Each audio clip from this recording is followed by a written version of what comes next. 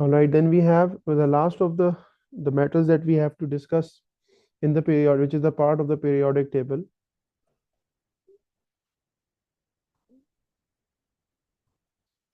Table is the transition elements. Wenn gilo tol sa ha betna. So smuna Transition ban kayo. elements. Jillian, are you guys here? Gcse. All right, transition elements. When we talk about when we looked at the periodic table, it used to look something like this, right? So something like this. Not exactly this, but there was group 1, group 2, and then group 3, 4, 5, 6, 7, and 8, like that. All right. So this part, this block in between is the transition elements, block of transition elements. They are the transition elements, right? The ones which are present in the right in the center. Or the way to identify them, if you say what is the location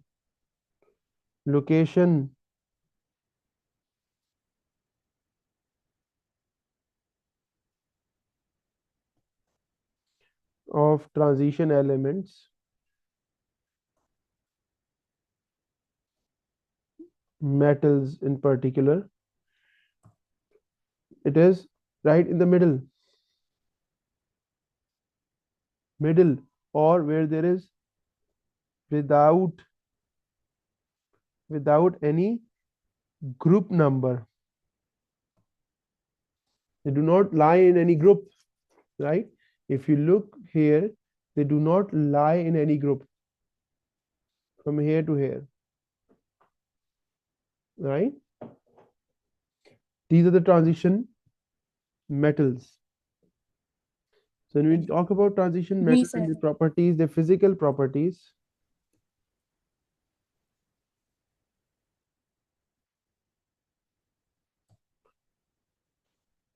they are called, generally they are called as heavy metals. Why? Due to their high density. All right. They are more dense than the group 1 and 2. Yes. More Yes, than sir. group 1 and group 2. They're more dense, more heavier than group 1 and group 2. All right. They have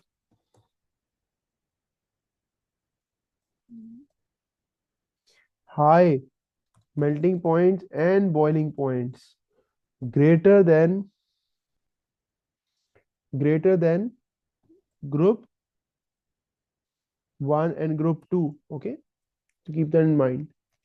The metallic property, all right, high, and the reason for this is because due to strong metallic bonding. I've already told you the strength of metallic bond depends upon what? The C of electrons. Depends upon metallic bonding, depends upon C of electrons, right? So if there is a higher the charge, let's say this is sodium. Sodium only makes 1 plus, which means it is only giving 1 electron.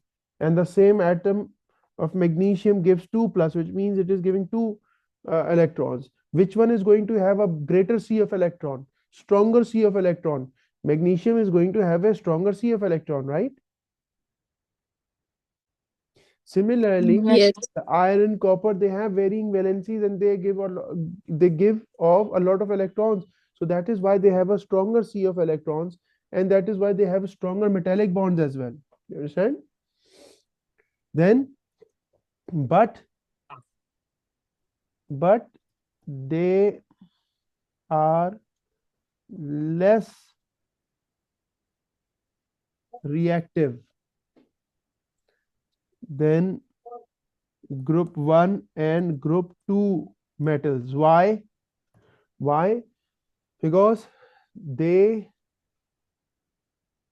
are larger, first of all right, and they have less, their ability to give off electron very quickly is very less.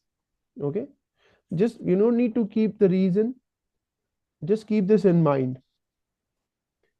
They are less reactive than group 1 and group 2 metals. Okay, are you writing this down, following me? Yes, we are. Yes. Okay, then we have chemical properties.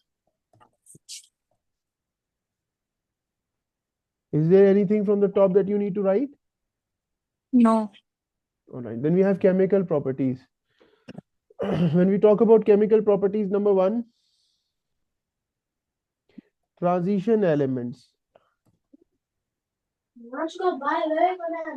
Transition metals basically show varying valencies, show variable valencies, or you can say oxidation states. All right, some like copper, sometimes you're going to see it as 2 plus. You can also find copper sometimes as 1 plus. You can find iron as 2 plus. You can also find iron as 3 plus, and so on and so forth. So they are, this is, you can find manganese. If you look at manganese, you will find manganese sometimes as 1 plus, and then you can also find manganese as 6 plus. All right, so they are varying, they vary. The oxidation states, they vary. Yes. But but zinc among them is the one which has fixed oxidation state. All right, it does not vary.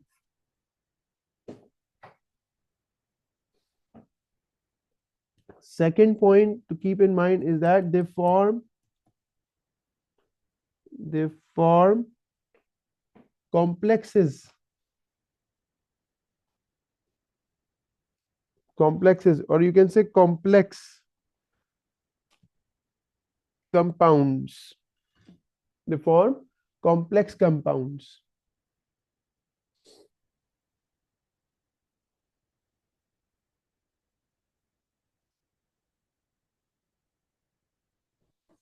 Third, and one of the most important one,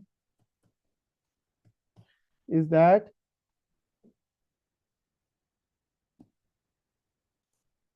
transition metals form colored compounds and solutions. All right, an example is copper sulfate. So most of them, they form colored compound and solutions, specifically solutions. Whenever you see a colored solution, it means that there is a transition element in it. Okay, compounds in different Yes. oxidation states. This is very evident when we were studying in biology, when we study the reducing sugar test. We do the reducing sugar test with copper sulfate solution, right? So copper sulfate solution, basically copper sulfate solution, when you add a reducing sugar into it and you heat it, it turns, this blue solution turns brick red. Why? Because the oxidation state over here of for copper is 2 plus, and when the reducing sugar is added to it, it turns 1 plus. So copper 2 plus makes a solution blue, and copper 1 plus makes the solution red. Understand? This is an example. So in different oxidation state, in like 2 plus 2 it has 2 negative and it has 2 plus. In 2 positive oxidation state, copper is forming a blue solution, and in 1 plus it forms a red solution. Similarly, the iron and Fe2 plus, it forms a green solution. Fe2 plus forms a green solution, green colored compound, like in FeCl2, in which this is 2 negative and 2 positive, but it forms a red brown compound, like in rust, Fe3 plus, it forms red brown, like a rust in Fe2O3. Here the oxidation state of iron is 3 plus, right? Basically, we know how to find oxidation states. We have already done that. Remember, Fe2O3. We know that the charge on oxygen. I want everybody to please pay attention over here. Rajba, Eileen, the charge of the charge of oxygen is actually 2 negative, right? So the oxidation state of oxygen here is going to be 6 negative. Everybody is clear with that or no? We are. Yes. All right. Similarly, because it is a neutral compound, so over here it should be 6 positive for it to make a bond, right? To form a neutral compound. So Fe2 has 6 positive. It means that 6, this is for 2 atoms, right? So for 1 atom it is going to become what? 3 positive, right? You understand? That is the reason it becomes 6 positive. Is this clear? Yes. Oxidation state, the formula for oxidation Yes. state was charge into number of atoms. All right. So this is how we find oxidation state. So similarly, Fe2 forms a green compound, Fe3 plus forms a red brown compound. Right? Is this clear? For Yes. copper, Yes. I would like to write few of them. Like if you have copper CuSO4 anhydrous, which is a powder form. It's of white color. All right. If you put it in, if you make this hydrated, or if you dissolve this in water, it's going to turn blue solution.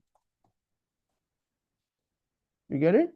So similarly, this makes a blue solution.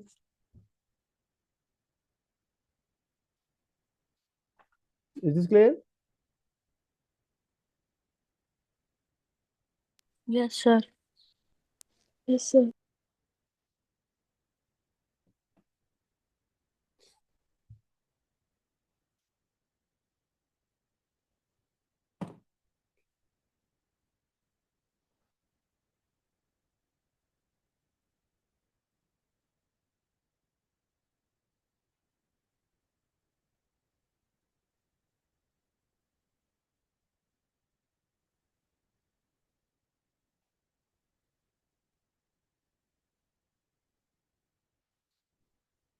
Anhydrous. So if you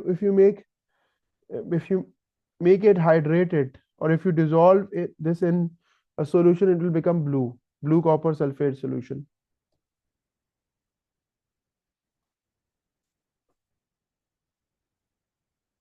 Aqueous. Similarly, copper carbonate forms a green compound, solid.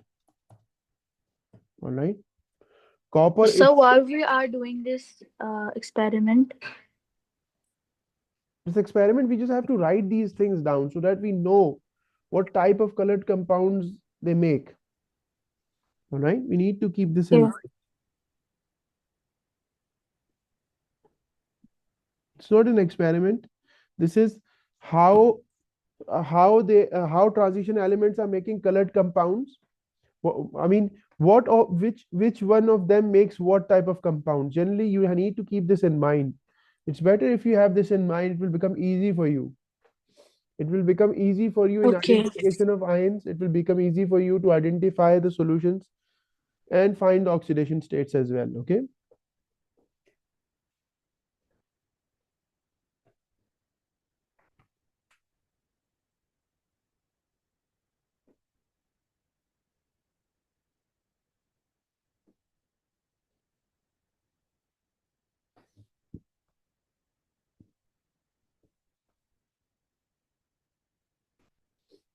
All right.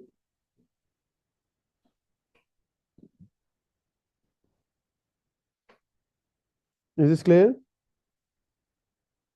Any queries? No, sir, no queries, and it's clear. All right. Inshallah, we will continue inshallah tomorrow. Okay. We still have two things to go with. We still have to write the uses of transition elements, and we still have to write the uses of uh, noble gases. Inshallah, we'll do that tomorrow. Inshallah. Okay. All right. Okay, sir. All right. Thank you. I hope Okay, everybody sir. has written everything. Yes, we did. Okay. Alhamdulillah.